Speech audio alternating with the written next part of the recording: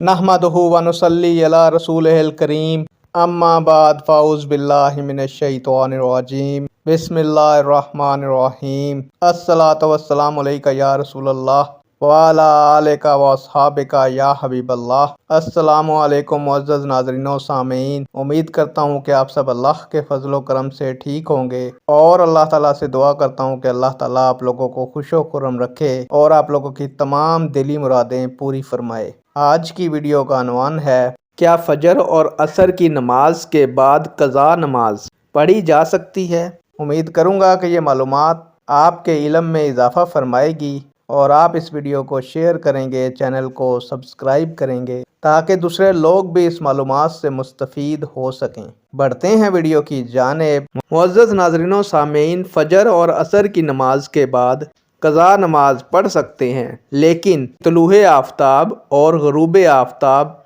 के वक्त नमाज नहीं पढ़ सकते।